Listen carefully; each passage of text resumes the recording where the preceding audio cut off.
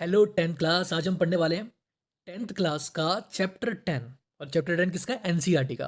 तो बहुत सिंपल चीज़ें इसमें हम पढ़ेंगे, एनसीईआरटी के हिसाब से इसको चलेंगे। और बहुत ही इंटरेस्टिंग चैप्टर है लाइट। बहुत सारी चीज़ें सीखने के लिए मिलती है चैप्टर से।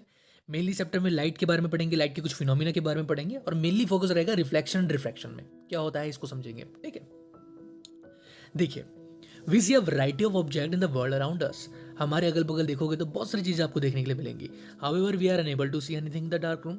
लेकिन गलती से अगर आप अंधेरे में चले जाओ तो आपको कुछ नहीं दिखेगा, एकदम ब्लैंक, कुछ नहीं दिखेगा।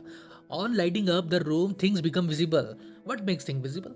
लेकिन अगर आप अंधेरे कमरे में गए और आपने बटन दबाया लाइट का और लाइट खोल दी तो आपको चीज़ें दिखने लग जाएंगी। तो ऐसा क्या हुआ, लाइट खोलते ही की चीज़ें आपको दिखने लग गई, अंधेरे में तो दिख नहीं रही थी। N object reflect light that falls on it. होता ही है कि जब आप लाइट खोलते हो ना तो लाइट की जो रोशनी होती है वो कमरे में जो बहुत सारे ऑब्जेक्ट्स हैं, चाहे वो अलमारी है, बेड है, पर्दे हैं, कुर्सी है, मेज है, टेबल है, पानी की बोतल है, किताबें हैं, कुछ भी है, इन सब में जैसे लाइट पड़ती है ये लाइट इन सबसे टकरा कर तुम्हारी आंखों में आती है, तब आपको ये सारे ऑब्जेक्ट दिखाई देते हैं। इसको भी अभी हम आगे ढंग से समझेंगे। तो बेसिकली कोई ऑब्जेक्ट पर जब लाइट फॉल होती है, टकरा कर वापस जाती है, तो इसको बोलते हैं रिफ्लेक्शन। ठीक है, इसको क्या बोलते हैं? रिफ्लेक्शन बोलते हैं। मतलब सिंपल सा मैं यहाँ पे आपको बता देता हूँ रिफ्लेक्शन क्या होता है। कि मान लो ये कोई ऑब्जेक्ट है, ठीक है, ये कोई ऑब्जेक्ट है, ठीक है। अब हुआ क्या कि इस ऑब्जेक्ट पे लाइट आई, इस ऑब्जेक्ट पे लाइट आई और टकरा कर वापस चली गई। लाइट आई और टकरा कर वापस चली गई, ठीक है, इस ऑब्जेक्ट पे। तो बेसिकली इसको क्या बोलते हैं? हम रिफ्लेक्शन ऑफ लाइट। लाइट का टकरा कर वापस चले जाने को क्या बोलते हैं? Reflection of light. क्लियर है? अब आगे देखते हैं। लेकिन दिन के टाइम पे हमें कैसे दिखते हैं ऑब्जेक्ट? दिन के टाइम पे हमें दिख जाता है क्योंकि इतना बड़ा लाइट का स्रोत है भाई हमारे सामने। हमारे सामने मतलब हमारे पास, जिसको हम बोलते हैं sun. An object reflect light that falls on it when receive by your eyes. क्या होता है जब ऑब्जेक्ट लाइट को रिफ्लेक्ट करता है और हमारी आइज उसको रिसीव करती है, unable us to see things, तब हमें वो दिखता है। ठीक है। अब क्या होता है, कई बार हम लाइट को देख लेते हैं बहुत अच्छे से ट्रांसपेरेंट मीडियम्स के थ्रू। जैसे कोई गाड़ी चला रहा है तो गाड़ी के आगे जो कांच होता है ना उसको ट्रांसपेरेंट मीडियम बोलते हैं। मतलब हर वो कांच जिसके आर पार दिख जाता है उसको ट्रांसपेरेंट मीडियम बोलते हैं। यानी कि ट्रांसपेरेंट मीडियम की भी लाइट आर पार हो जाती है। ठीक है। तो ऐसी बहुत सारे कॉमन फिनोमिना चैप्टर में हम पढ़ने वाले हैं। जैसे कि इमेज कैसे फॉर्म होती है, सुबह सुबह उठ के आप अपना शक्ल देखते हो चेहरे पे, वो कैसे बनती है। तारे टम टम टम कैसे चमकते हैं। जो रेनबो होता है इतने प्यारे प्यारे से कलर्स में कैसे दिखते हैं, रेनबो बनता कैसा है वो पढ़ेंगे। लाइट बैंड कैसे होती है, बैंड मतलब किसी का मुड़ जाना। ठीक है, तो सड़कों में बैंड होता है ना, मतलब मुड़ना, तो उसको बैंड बोलते हैं। ठीक है, तो ये सारी चीज़ें हम पढ़ेंगे इस चैप्टर में। बाकी यहाँ पे लिखा हुआ है study of the properties of light help us to explore them by observing a common optical phenomena around us. Light के बारे में बहुत सारी चीज़ें हम जान सकते हैं, एक्सप्लोर कर सकते हैं अपने आसपास की चीज़ों को देख के। We may conclude that the light seems to travel in a straight line. वैसे तो हम ये एक कंक्लूजन हमारा ये निकलता है कि लाइट एक स्ट्रेट लाइन में ट्रैवल करती है, लेकिन आगे जाके कहीं ना कहीं ये फिनोमिना कैसे फॉल हो गया, तो यहाँ पर इन्होंने पूरे के पूरे इस पैराग्राफ में ये चीज़ लिखी है, वो मैं आपको बताता हूँ क्या लिखा हुआ है। ठीक है, क्या लिखा हुआ है इसको हम बहुत ध्यान से समझते हैं। ठीक है, देखो, ये बोल रहे हैं कि लाइट जो होती है वो स्ट्रेट लाइन में ट्रेवल करती है। लाइट जो होती है वो स्ट्रेट लाइन में क्या करती है? ट्रेवल करती है। जैसे कि ऐसे सीधी सीधी और सीधी स्ट्रेट लाइन में ट्रेवल करती है। इसलिए अगर लाइट के आगे अगर हम कोई ऑब्जेक्ट रख देते हैं, मान लीजिए कोई ऑब्जेक्ट अगर हम लाइट के आगे रख देते हैं, ये मैंने एक ऑब्जेक्ट रख दिया लाइट के आगे, तो क्या होता है? अब लाइट आगे तो जा नहीं पाएगी क्योंकि लाइट तो सीधी ट्रेवल करती है। लाइट तो सीधी ट्रेवल करती है ना, ऐसे करके इसे टकराएगी टकराएगी टकराएगी, और ये ऑब्जेक्ट के आगे लाइट जा नहीं पाएगी, इसलिए इस ऑब्जेक्ट के आगे क्या हो जाएगा? इस ऑब्जेक्ट की परछाई बन जाएगी। इसके यहाँ पे क्या बन जाएगी? शैडो बन जाएगी। यही तो होता है, यही तो हम समझते हैं कि लाइट स्ट्रेट लाइन में ट्रेवल करती है। और ये अगर लाइट स्ट्रेट लाइन में ट्रेवल कर रही है उसका आगे कोई ओपेक ऑब्जेक्ट का मतलब होता है ट्रांसपेरेंट का अपोजिट। ट्रांसपेरेंट का अपोजिट मतलब जिसके आर पर लाइट नहीं जा सकती। ठीक है, उसको ओपेक ऑब्जेक्ट बोलते हैं। ठीक है, ओपेक ऑब्जेक्ट है। इसके आर पर लाइट गई नहीं तो आगे इसकी परछाई बन गई, क्योंकि आगे लाइट नहीं गई तो आगे उतने ही शेप में अंधेरा हो गया ना, तो उसको हम परछाई बोलते हैं। उतनी शेप में क्या हो गया? अंधेरा हो गया। बाकी और जगह तो लाइट जा रही है ना, और जगह तो लाइट जा रही है, और हिस्से में तो लाइट चल जाएगी, आगे चल जाएगी, आगे चल जाएगी। ठीक है, बस इस बीच के हिस्से में लाइट रुक गई। इस बीच के हिस्से में क्या हो गई? लाइट रुक गई, इसलिए यहाँ पर इसकी छाया बन गई। तो बहुत सिंपल है फिनोमिना। ठीक है, लेकिन ये कह रहे हैं आगे कि आगे जाके कुछ साइंटिस्ट ने देखा कि जो बहुत छोटे ऑब्जेक्ट होते हैं, तो बहुत छोटे ऑब्जेक्ट होते हैं, बहुत छोटे, ठीक है, वो क्या करते हैं लाइट को ना, मैं बताता हूँ आपको, करके बताता हूँ। देखो, जो बहुत छोटे ऑब्जेक्ट होता है ना, ऐसे करके एकदम छोटे ऑब्जेक्ट, ये छोटे से ऑब्जेक्ट, इनमें जब लाइट को फॉल कराया गया, इनमें लाइट को फॉल करवाते हैं, ये लाइट को फॉल करवाए इसमें। अब ये बेचारे इतने छोटे ऑब्जेक्ट हैं कि लाइट को देखा गया कि इनकी परछाई नहीं बनी, इनकी शैडो नहीं बनी। तो साइंटिस्ट कंफ्यूज हो गए, यार इनकी छाया क्यों नहीं बनी। तो कुछ साइंटिस्ट ने देखा कि लाइट क्या हो रही है? बैंड हो जा रही है, ऐसे करके बैंड हो जा रही है, बैंड हो गई, ये करके बैंड हो गई, ऐसे करके, और बैंड होकर फिर सीधी हो गई। तो लाइट बैंड कैसे हो गई? तो ये भी कंफ्यूजन आ गई। तो कई लोगों ने बोला लाइट बैंड हो गई इसलिए, और कहीं ने बोला उसलिए। तो इसलिए और उसलिए क्या है उसको समझते हैं। ठीक है, देखो ध्यान से, यही वाला सब कुछ लिखा हुआ है इन्होंने कि लिखा हुआ है कि if an opaque object on a path of light becomes very small, अगर कोई ओपेक ऑब्जेक्ट बहुत छोटा हो तो light has a tendency to bend around it, तो लाइट उसको क्या कर देती है, बेंड कर देती है, not walk in a straight line, तब स्ट्रेट लाइन में नहीं चलती लाइट। ठीक है, और इस फिनोमिना को क्या बोलते हैं, लाइट का बेंड हो जाना, डिफ्रैक्शन ऑफ लाइट। ठीक है, साफ साफ लिखा हुआ है यहाँ पे, क्या लिखा हुआ है, डिफ्रैक्शन ऑफ लाइट, ये पता होना चाहिए तुम्हें। ठीक है, बहुत सिंपल है। ठीक है, इस फिनोमिना को एक्सप्लेन करने के लिए बहुत सारे एक्सपेरिमेंट हुए, बहुत सारी चीज़ें आई, तो आगे जाके कई लोगों ने बोला कि ये इसलिए हो रहा है क्योंकि लाइट कैसी है, लाइट जो होती है उसका नेचर क्या है, लाइट का नेचर है वेव। कई लोग अब लाइट को वेव मानने लगे, पहले बोल रहे थे स्ट्रेट लाइन में चलती है, अब वेव तो हम सबको पता नहीं कैसे चलती है, वेव तो ऐसे चलती है, ऐसे करके चलती है वेव। ठीक है, हमें पता है। अब कई लोग लाइट को वेव मानने लग गए, फिर उसके बाद और थ्योरीज आई, कहीं जाके कई लोगों ने माना कि लाइट जो स्ट्रीम ऑफ पार्टिकल है, स्ट्रीम ऑफ पार्टिकल है, कि लाइट क्या है, स्ट्रीम ऑफ पार्टिकल, यानी कि पार्टिकल्स का एक ग्रुप है, वो पार्टिकल्स ट्रेवल करते हैं, या आगे मैं बताऊंगा इन पार्टिकल्स को फोटोन बोलते हैं। ठीक है, तो कंफ्यूजन होगी बहुत ज़्यादा, कहीं बार लाइट पार्टिकल्स की तरह दिख रही है, कहीं बार लाइट क्या दिख रही है, वेव की तरह दिख रही है, कहीं बार पार्टिकल कहीं बार वेव। तो आगे जाके क्वांटम थ्योरी आई है कि उसने बोला कि भाई लाइट ना तो वेव है ना तो पार्टिकल है, एक काम करो आप लाइट को दोनों मान लो, लाइट वेव भी है पार्टिकल भी है, लाइट या लाइट दोनों नहीं है।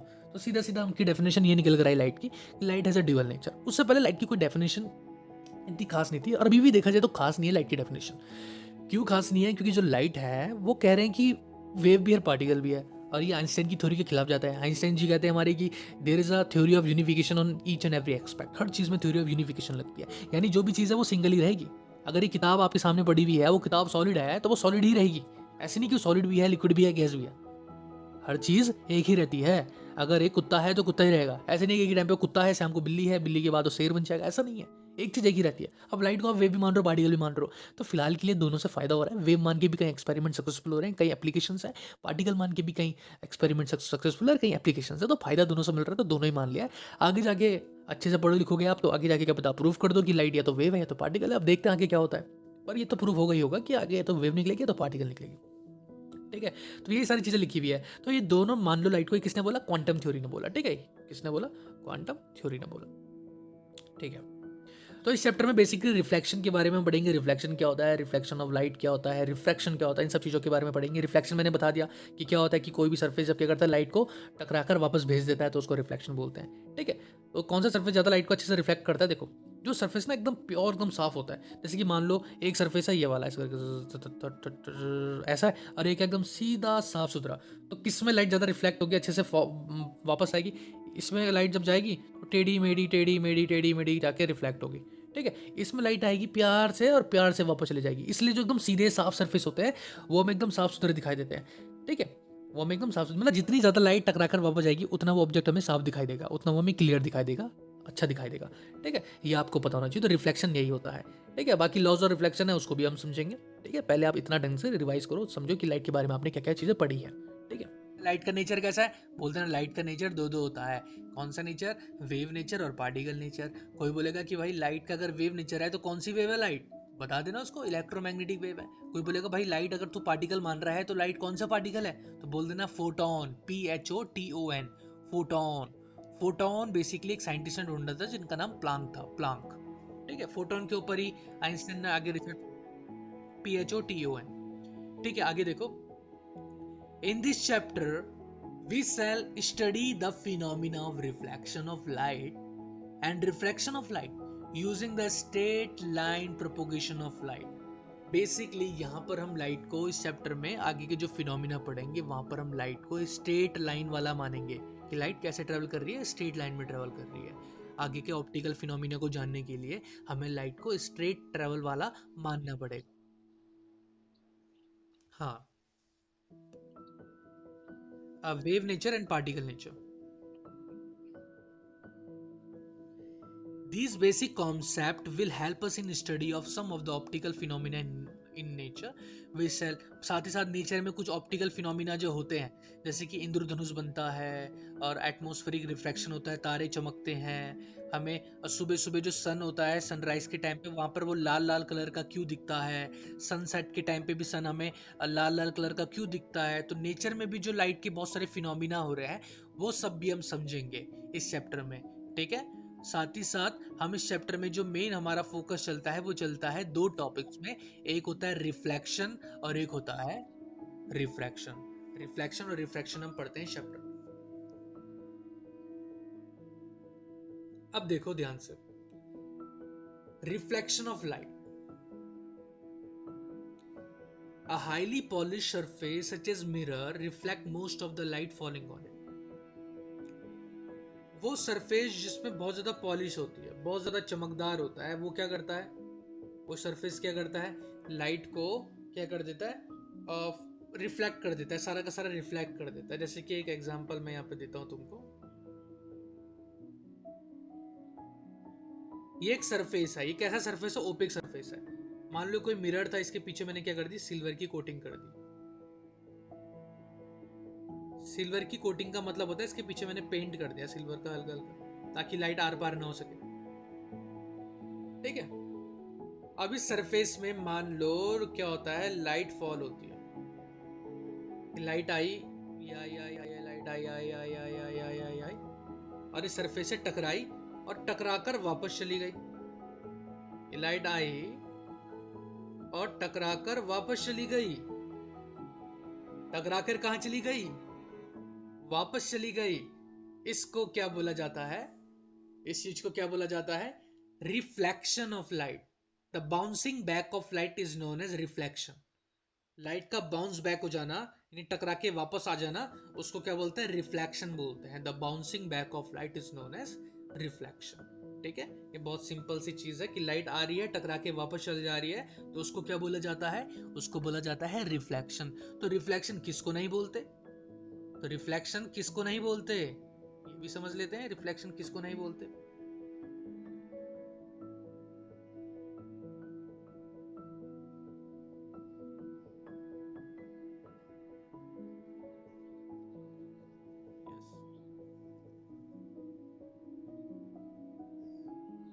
ठीक है, तो रिफ्लेक्शन किसको नहीं बोलते, इसको भी समझ लेते हैं। ठीक है,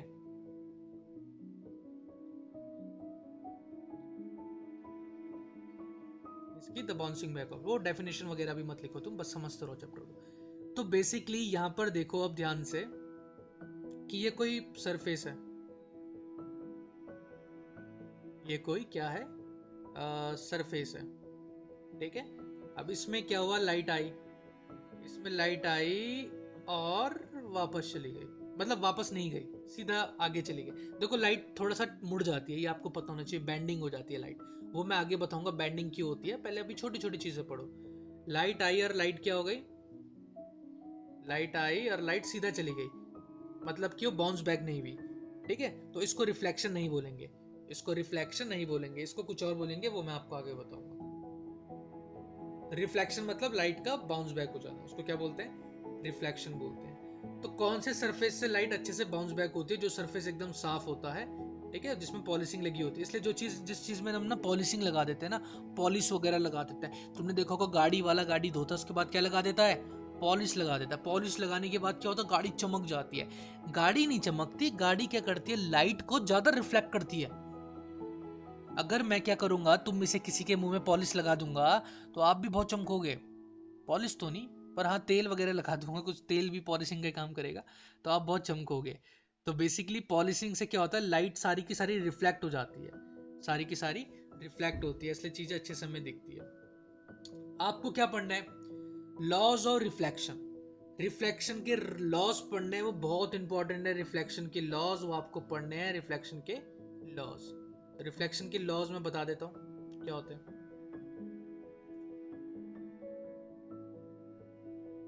देखो, हर चीज को ध्यान से समझना, यहीं से तुम बेसिक सीख रहे हो।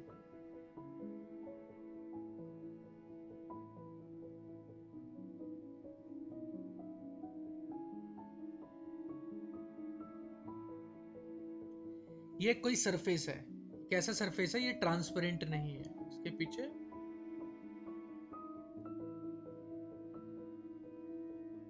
पेंट हो रखा है। ऐसी लाइन हम पेंट से वो करते हैं। अब इस सरफेस में मान लो कोई लाइट फॉल हुई, फॉल मतलब लाइट का इस पर आना, ये लाइट इस सरफेस पर आई। जो लाइट आती है, जो लाइट सरफेस के पास आती है, उस लाइट को हम बोलते हैं इंसिडेंट रे। उस लाइट को हम क्या बोलते हैं, इंसिडेंट रे। आई से इसको हम रिप्रेजेंट करते हैं, क्या बोला जाता है उसको, इंसिडेंट रे। बहुत इंपॉर्टेंट, जो लाइट सरफेस पे आ रही है उसको क्या बोलते हैं, इंसिडेंट रे। ठीक है, ध्यान से समझना, INCIDENT, इंसिडेंट रे बोला जाता है उस लाइट को जो लाइट सरफेस में आ रही है। और जो टकरा कर वापस जा रही है, जो टकरा कर वापस जा रही है, इसको बोलते हैं रिफ्लेक्टेड रे। इसको क्या बोलते हैं? Reflected ray. जो आ रही है उसको इंसिडेंट रे, और जो टकरा कर वापस जा रही है वो रिफ्लेक्टेड रे। अब इन दोनों के बीच में हम एक सीधी लाइन खींचते हैं। इन दोनों के बीच में हम क्या करते हैं? एक सीधी लाइन खींचते हैं। इस लाइन को बोला जाता है नॉर्मल। थोड़ी सी टेढ़ी हो गई।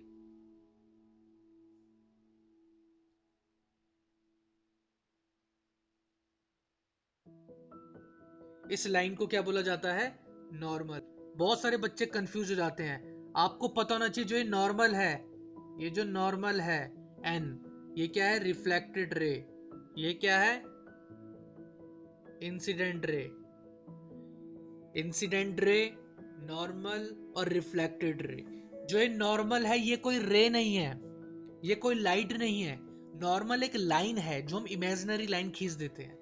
नॉर्मल एक लाइन है जो इन दोनों के बीच में परपेंडिकुलर खींची जाती है। इन दोनों के बीच में नहीं बोल सकते। जो भी सरफेस होता है, जैसे ये सरफेस है ना, तो इस सरफेस के एकदम परपेंडिकुलर 90 डिग्री में जो लाइन खींची जाएगी उसको बोला जाता है, क्या बोला जाता है? उसको बोला जाता है normal line. Normal line, normal line 90 degree. Normal कोई लाइट की रे नहीं है, नॉर्मल एक लाइन है। अब आपको ध्यान से समझना है। अब ध्यान से समझो कि ये जो इंसिडेंट रे है और जो नॉर्मल है, ये दोनों मिलकर जो एंगल बना रही है इसको बोलते हैं एंगल ऑफ इंसिडेंट।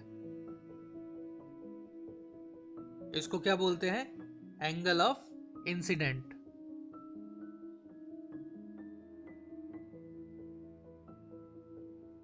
ठीक है, एंगल आई। अब जो ये नॉर्मल और रिफ्रैक्टेड ले मिलकर जो एंगल बना रही है, ये वाला एंगल, इसको बोलते हैं एंगल ऑफ रिफ्लेक्शन। इसको एंगल आर से रिप्रेजेंट करते हैं। इसको क्या बोला जाता है? Angle of reflection. Angle of reflection बोला जाता है। ठीक है, ये तीनों चीज समझ आ गई। इंसिडेंट रे किसको बोलते हैं? रिफ्लेक्टेड रे किसको बोलते हैं? नॉर्मल लाइन किसको बोलते हैं? एंगल ऑफ इंसिडेंट किसको बोलते हैं? एंगल ऑफ रिफ्लेक्शन किसको बोलते हैं? इसमें कोई कंफ्यूजन है तो पूछो मेरे से।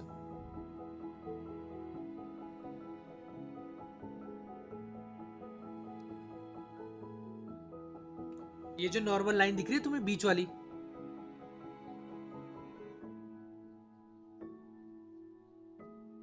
देखो फिजिक्स में आप अगर इतना ज़्यादा सोचोगे तो फिजिक्स फिर पढ़ना बेकार है। फिजिक्स जो है ये सारी का सारा मैक्सिमम चीज़ें इसमें इमेजिनरी है। केमिस्ट्री में तो और ज़्यादा इमेजिनरी है। ठीक है, बस अब ये कोई इमेजिनरी नहीं है, मतलब ये तो प्रॉपर फिनोमिना है कि लाइट टकराती कैसी है, लाइट की वेव टकराती कैसे है। अब किसी ने कभी सिंगल रे तो ली नहीं होगी, तो ये जो एक्सपेरिमेंट हो रखे हैं highly specific, highly modified labs में हो रखे हैं, बहुत बड़े बड़े फिजिक्स की लेबोरेटरी में हो रखे हैं।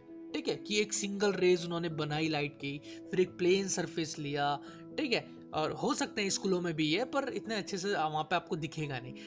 और किस तरीके से लाइट आई, सरफेस से टकराई और टकरा कर वापस चली गई, ये सारी चीजें वहां पर बताई जाती है।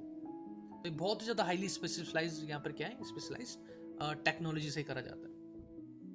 और कुछ पूछना है किसी को?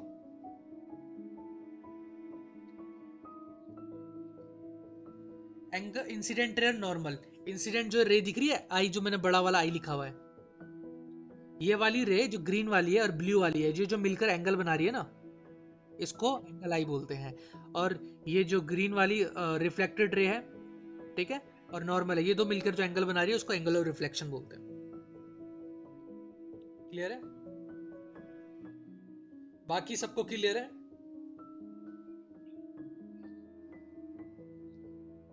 पक्का क्लियर है? ठीक है।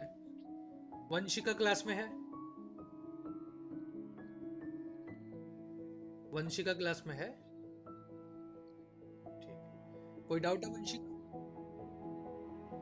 ठीक है। अब ये मैंने क्यों बताया? अब इसी के अंदर तो क्या छुपा हुआ है? इसी के अंदर लॉज और रिफ्लेक्शन छुपे हुए हैं। बहुत सिंपल लॉ है, दो लॉ है।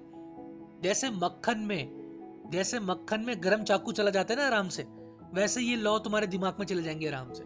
बहुत ही सिंपल है, कुछ ज्यादा झंझट नहीं है इसमें, बहुत सिंपल है। क्या है? देखो, लॉज ऑफ रिफ्लेक्शन। एंगल आई दिख रहा है, एंगल आर दिख रहा है। एंगल आई और एंगल आर हमेशा एक दूसरे के इक्वल होते हैं। लॉज ऑफ रिफ्लेक्शन के according angle i is always equal to angle r. यह है पहला law, angle i is always equal to angle r. यह है पहला लॉज ऑफ रिफ्लेक्शन। और दूसरा लॉज ऑफ रिफ्लेक्शन क्या है कि जो इंसिडेंट रे है और जो नॉर्मल लाइन और जो रिफ्रैक्टेड लाइन है, ये सब की सब एक पॉइंट में मिलती है। इस पॉइंट पे हमेशा हमेशा ये तीनों की तीनों जो लाइंस हैं, मतलब दो रे और एक लाइंस हैं, इंसिडेंट रे हो गई, रिफ्लेक्टेड रे हो गई और नॉर्मल लाइन हो गई, देखो ना एक पॉइंट में मिल रही है। देखो एक पॉइंट में मिल रही है, ये रहा वो पॉइंट। इस पॉइंट में सारी लेज जो रेज है वो मिल रही है और जो नॉर्मल लाइन है वो भी मिल रही है। तो ये सब एक पॉइंट में मिलती है। तो ये दूसरा लॉ ऑफ रिफ्लेक्शन है। ये तो बहुत सिंपल है। इस पॉइंट को वैसे कुछ नाम नहीं देते हम, सिंपल इसको नाम देते हैं जीरो या ओ बोल सकते हो तुम, ठीक है। तो बहुत सिंपल लॉज ऑफ रिफ्लेक्शन यही है, खत्म हो गया लॉज ऑफ रिफ्लेक्शन। मतलब कि angle of incident is always equal to angle r. कभी भी ऐसा नहीं हो सकता रिफ्लेक्शन में हो सकता है, कभी भी ऐसा नहीं हो सकता कि एंगल आई जो है वो कितना है, एंगल आई है 90 डिग्री और एंगल आर है 10 डिग्री। रिफ्लेक्शन में कभी ऐसा नहीं हो सकता। अगर एंगल आई 50 डिग्री है तो एंगल आर भी कितना होगा, 50 डिग्री, ठीक है। ये हमेशा एक दूसरे के इक्वल होते हैं, हमेशा इक्वल होते हैं, कभी भी ये कम और ज्यादा नहीं होते रिफ्लेक्शन में। यही रिफ्लेक्शन का लॉ है। पहला लॉ है angle i is always equal to angle r, और दूसरा जो लॉ है वो क्या है, दूसरा लॉ है कि incident ray, reflected ray and normal line all lie in a same point या at a same point on a plane mirror, ठीक है। तो ये बहुत सिंपल सी चीज है, आपको पता होनी चाहिए, ठीक है।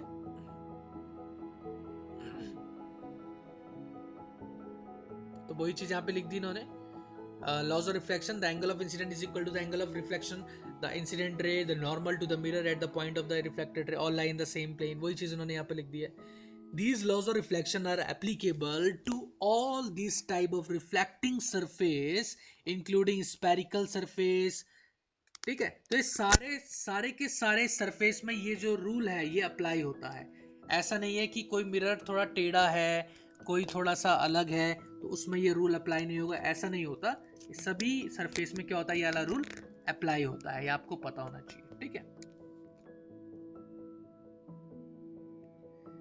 स्पेरिकल मिरर क्या होता है उसके ऊपर भी अभी हम आएंगे, ठीक है। पहले यहाँ पर इसको रीड कर लेते हैं, छोटी सी चीज लिखी हुई है। These laws of reflection applicable all type of reflecting surface, सारे के सारे रिफ्लेक्टिंग सरफेस में ये रूल एप्लीकेबल होता है। स्पेरिकल सरफेस में भी, स्पेरिकल सरफेस में आपको भी बताऊंगा।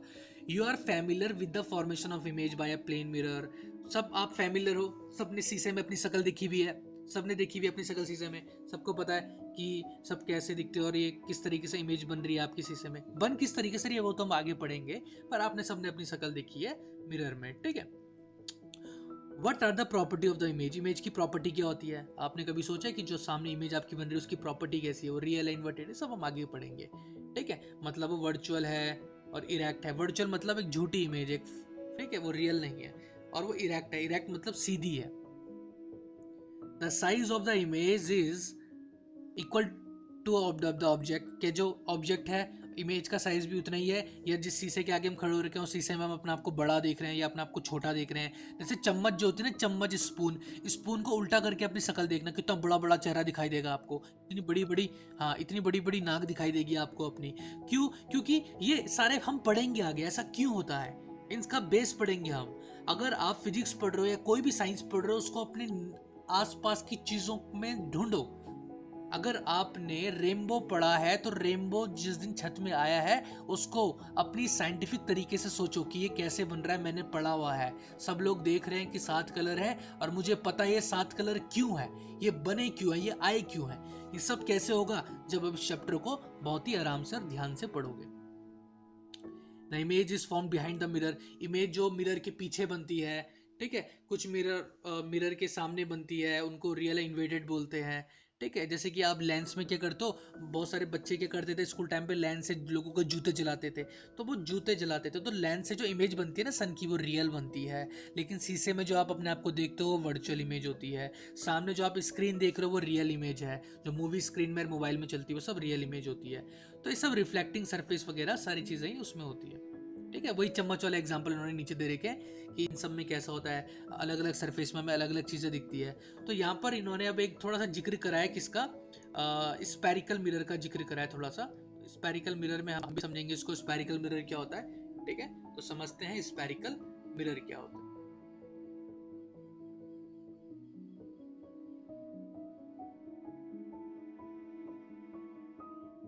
देखो,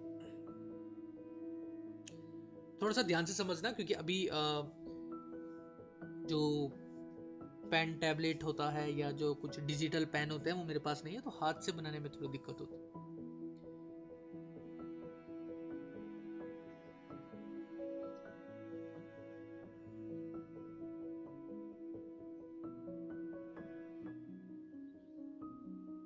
ये एक मान लो स्पेरिकल मिरर है।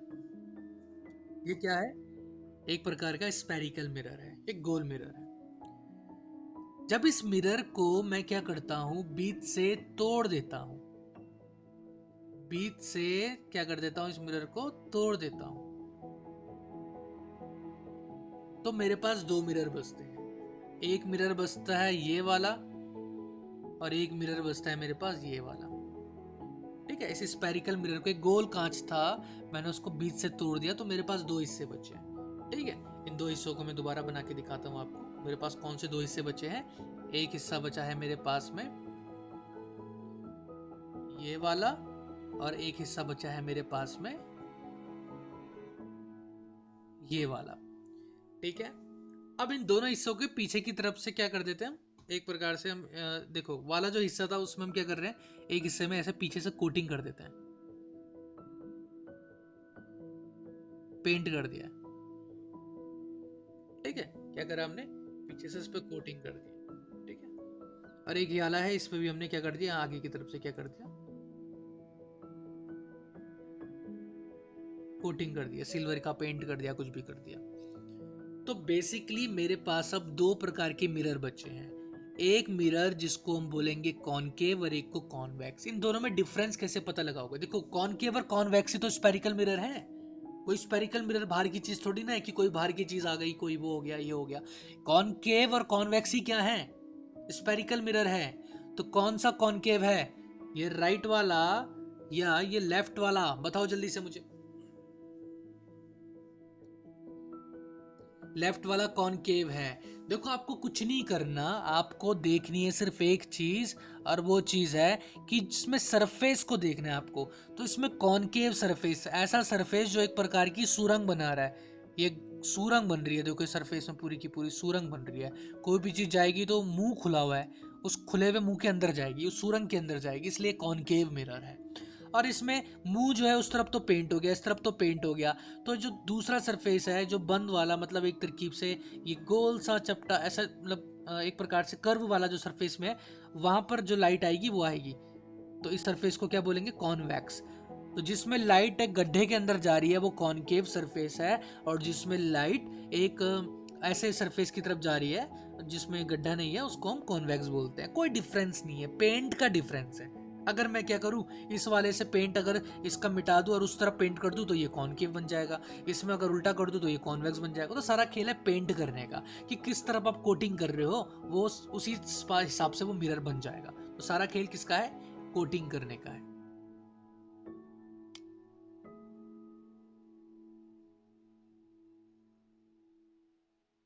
तुम आगे बढ़ते हैं स्पेरिकल मिरर को।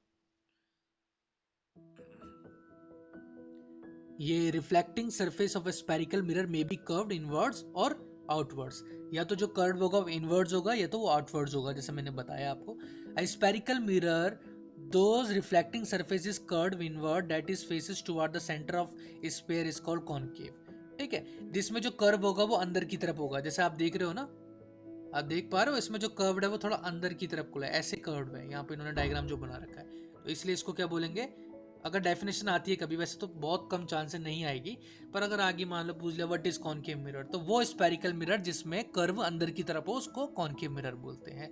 और वो स्पेरिकल मिरर जिसमें जो कर्व है वो क्या हो, वो कर्व बाहर की तरफ हो, तो उसको क्या बोलेंगे, आउटवर्ड हो तो आउट कर्व बाहर की तरफ हो तो उसको कॉन्वेक्स बोलेंगे, इस आर कॉल्ड कॉन्वेक्स मिरर।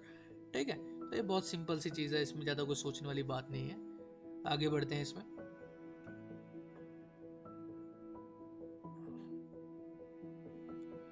तो ये बोलना चाह रहे हैं कि आप इसको एक चम्मच का एग्जांपल ये बताना चाह रहे हैं कि जो चम्मच होती है उसमें आपको दोनों सरफेस देखने के लिए मिलेंगे। अगर चम्मच सीधी चम्मच से शक्ल देखोगे तो आप कॉनकेव मिरर में अपनी शक्ल देख रहे हो, आप ये समझ सकते हो। उल्टी चम्मच में शक्ल देखोगे तो आप किस में शक्ल देख रहे हो अपनी, एक प्रकार से कौन, अगर उल्टी चम्मच में वो देख रहे हो आप तो एक प्रकार से आप कॉनकेव में, कॉन्वेक्स में शक्ल देख रहे हो, और सीधी में, सीधी और उल्टी आप समझ सकते हो। ठीक है, सीधी और उल्टी की बात यहाँ पर क्या है, जैसे कि ये वाला जो पोर्शन है, मान लो चम्मच भी तो ऐसी होती है ना, ठीक है, तो